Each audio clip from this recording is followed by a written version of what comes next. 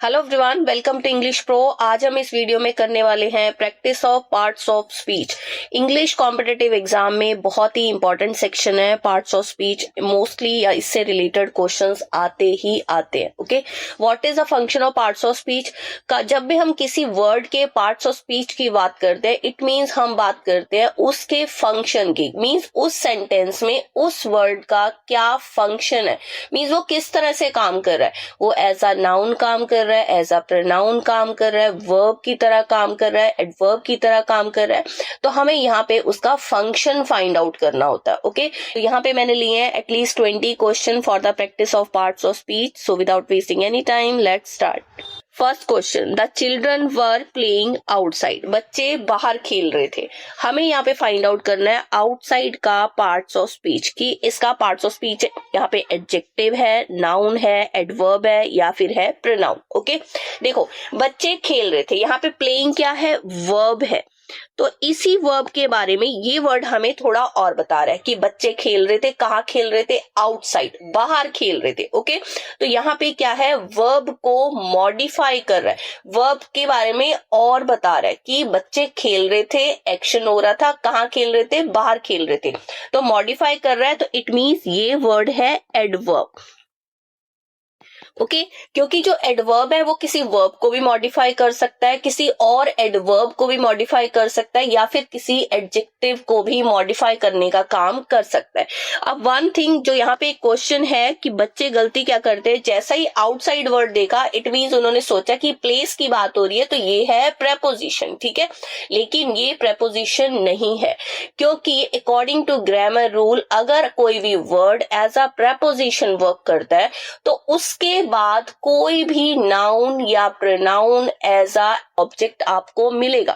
लेकिन आउटसाइड के बाद तो यहाँ पे कोई ऑब्जेक्ट है ही नहीं, ना तो कोई नाउन है ना तो कोई प्रोनाउन है। ओके, तो यहाँ पे ये वर्ब एडवर्ब है, प्रेपोजिशन नहीं है। लेकिन ये वर्ड प्रेपोजिशन बन सकता है। कैसे? अगर मैं यह कहूं the children were playing outside the house, अगर ये सेंटेंस ऐसे होता, ठीक है, तो हाउस क्या है? नाउन है, एज अ ऑब्जेक्ट वर्क कर रहा है। इस सिचुएशन में ये वर्ड प्रेपोजिशन होता। ठीक है, लेकिन यहाँ पे हमारे पास ऑब्जेक्ट नहीं है। ऑलवेज रिमेंबर दैट प्रेपोजिशन के बाद हमेशा कोई नाउन या फिर pronoun as a object work करता हुआ आपको मिलेगा, जो कि यहाँ पे नहीं है। Okay, next one, second, the two players supported each other during the match. दोनों प्लेयर्स ने एक दूसरे को मैच के दौरान सपोर्ट किया या एक दूसरे का साथ दिया। तो ईच अदर मीन्स क्या होता है हिंदी में? एक दूसरे का या एक दूसरे को, दोनों में से कोई भी कह लो, दोनों ही ओके हैं। ओके, आपको याद क्या रखना है, जब भी बात ईच अदर की है या वन एनदर, दोनों का ही मतलब सेम होता है। एक दूसरे का या एक दूसरे को, दोनों ही रेसिप्रोकल प्रोनाउन है, रेसिप्रोकल प्रोनाउन। ओके, तो पार्ट्स ऑफ स्पीच तो हमें क्लियर हो गया कि प्रोनाउन है इसका। रिमेंबर दैट कि जब भी ईच अदर की बात हो रही है इट मीन्स हम दो लोगों की बात कर रहे हैं। जब भी वन एंड अदर की बात हो रही है तो यहाँ पे हम दो लोगों से ज्यादा की बात करते हैं। Okay, clear. Third question, reading helps improve concentration and memory. देखो, रीडिंग हमारी हेल्प करती है, मींस मदद करती है इंप्रूव करने में, कंसंट्रेशन मींस फोकस एबिलिटी को, और साथ में मेमोरी मींस हमारी याददाश्त को इंप्रूव करने में। ओके, तो रीडिंग की बात हो रही है कि रीडिंग हमारी ये हेल्प करती है। तो रीडिंग क्या है? यहाँ पे सब्जेक्ट है, क्योंकि रीडिंग यहाँ पे मेन फोकस्ड वर्ड है। ओके, तो जब भी हम किसी सब्जेक्ट की बात करते हैं तो सब्जेक्ट होने के लिए किसी भी वर्ड का नाउन या फिर प्रोनाउन होना जरूरी है। अब ये प्रोनाउन तो ये वर्ड है नहीं, ठीक है, तो ये वर्ड क्या है? ये नाउन है। लेकिन कैसा नाउन है? ये नाउन है V1 plus ING, means verb की फर्स्ट फॉर्म प्लस ING। तो जब भी इस सिचुएशन में कोई वर्ड एज अ सब्जेक्ट काम करता है, एज अ नाउन काम करता है, इट मीन्स वो है जेरेंड। ओके, तो उसको हम जेरेंड बोलते हैं।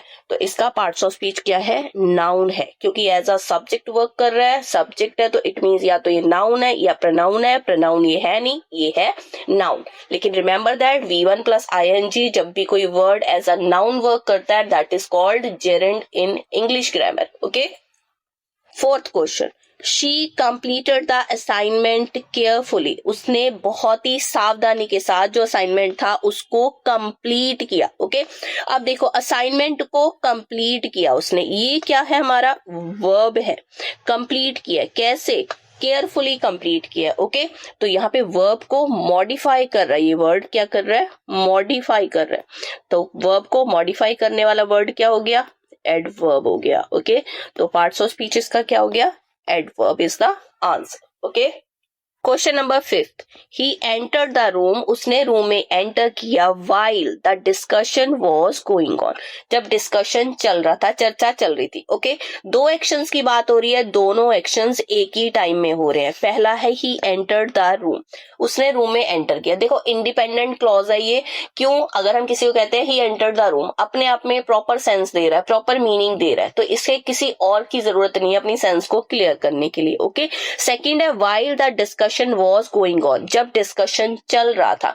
ये डिपेंडेंट क्लॉज है, ये वो क्लॉज है जिसको अपनी सेंस को कंप्लीट करने के लिए एक इंडिपेंडेंट क्लॉज की जरूरत है। ठीक है, अब इन दोनों को जोड़ने का काम कौन कर रहा है? ये वाला वर्ड कर रहा है व्हाइल। ओके, जब यहाँ पे दो क्लॉजेस को जोड़ने की बात हो रही है, दो वर्ड्स को जोड़ने की बात हो रही है, दो फ्रेजेस को जोड़ने की बात हो रही है, तो कौन जोड़ता है इंग्लिश ग्रामर में? कंजंक्शन। ठीक है, तो इसका पार्ट्स ऑफ स्पीच है कंजंक्शन। ओके, सबऑर्डिनेटिंग कंजंक्शन है जो यहाँ पे डिपेंडेंट और इंडिपेंडेंट क्लॉजेस को जोड़ने का काम कर रहा है। 6th question, the soldier showed great bravery during the mission. Means सिपाही ने, सोल्जर ने मिशन के दौरान बहुत ही ज्यादा बहादुरी दिखाई। ओके, ब्रेवरी का parts of speech find out करना है। देखो ब्रेवरी क्या है? एक नाउन है। कैसा नाउन है? क्या हम किसी की बहादुरी को आंखों से देख सकते हैं? नहीं, हम उसे टच नहीं कर सकते, हम उसे देख नहीं सकते, हम सिर्फ उसके एक्शन के थ्रू वहां पे उसको महसूस कर पा रहे हैं कि हाँ उसने बहादुरी का काम किया। तो कौन सा नाउन है ये एब्स्ट्रैक्ट नाउन है, एब्स्ट्रैक्ट नाउन। ओके, तो इसका पार्ट्स ऑफ स्पीच क्या हो गया? Noun. Okay, clear? Question number 7, the teacher praised the honest student. Teacher ने ईमानदार ऑनेस्ट स्टूडेंट को प्रेज किया, मींस उसकी प्रशंसा की। Okay, the teacher praised the student, teacher ने प्रेज किया स्टूडेंट को। ठीक है, उसकी कौन सी क्वालिटी है? ऑनेस्ट है, वो ईमानदार है। ठीक है, तो यहाँ पे स्टूडेंट कैसा है? ईमानदार है, उसकी विशेषता की बात हो रही है, तो ये क्या है? एडजेक्टिव है। जब भी कोई वर्ड किसी नाउन को डिस्क्राइब करने का काम करता है, नाउन क्या है? स्टूडेंट इज अ नाउन, और इसे डिस्क्राइब करने का काम कौन कर रहा है? ऑनेस्ट। कैसा स्टूडेंट है? ऑनेस्ट स्टूडेंट है, नाउन को डिस्क्राइब कर रहा है, means that word is adjective. Okay, तो यहाँ पे इस वर्ड का पार्ट्स ऑफ स्पीच होगा adjective. Question number 8, The proposal was approved by a committee of senior members. जो प्रपोजल था, प्रस्ताव था, उसको अप्रूव किया गया किसके द्वारा? सीनियर मेंबर्स की कमेटी ने। ओके, अब कमेटी है, इट मींस क्या है? Group of people. ठीक है, लोगों का ग्रुप है। अब ग्रुप है तो कौन सा नाउन है? कलेक्टिव नाउन है ये, कलेक्टिव नाउन। ओके, तो इसका पार्ट्स ऑफ स्पीच क्या हो गया? Noun is the correct answer. Question number 9, the news spread like fire in the city. News शहर में कैसे फैली? ऐसे जैसे आग फैलती है। इट मीन्स न्यूज का फैलना और आग का फैलना दोनों को ही कंपेयर किया जा रहा है। ठीक है, लाइक प्लस नाउन है यहाँ पे, या तो नाउन या फिर प्रोनाउन। ठीक है, फायर क्या है? नाउन है। ओके, तो यहाँ पे like as a preposition work कर रहा है। रिमेंबर दैट कि प्रेपोजिशन हमेशा प्लेस या टाइम ही नहीं बताता, बहुत बार ये कंपैरिजन भी शो करता है, जैसे कि यहाँ पे कर रहा है। Okay, question number 10, She could hardly understand the instructions. उसने बड़ी ही मुश्किल से इंस्ट्रक्शंस को समझा। Hardly means almost not, means बहुत ही मुश्किल था उसके लिए। Okay, almost not। जब भी हम बात करते हैं hardly की या फिर barely, या फिर स्कार्सली, ये सब वर्ड्स एडवर्ब होते हैं। ओके, अंडरस्टैंड यहाँ पे वर्ब है, ठीक है। कैसे समझा? हार्डली समझा। तो इस वर्ब को मॉडिफाई करने का ये वर्ड काम कर रहा है, ठीक है। अब वर्ब को मॉडिफाई कर रहा है, इट मीन्स क्या है? एडवर्ब है, क्योंकि जो एडवर्ब है वो किसी वर्ब को भी मॉडिफाई कर सकता है, वो किसी एडजेक्टिव को भी मॉडिफाई कर सकता है, और वो किसी दूसरे एडवर्ब को भी मॉडिफाई कर सकता है। तो यहाँ पे ये मॉडिफाई कर रहा है वर्ब को। वर्ब क्या है? अंडरस्टैंड, ठीक है। उसने इंस्ट्रक्शन को समझा, लेकिन कैसे समझा? बड़ी ही मुश्किल के साथ। Question number 11, the medical team reach the spot immediately.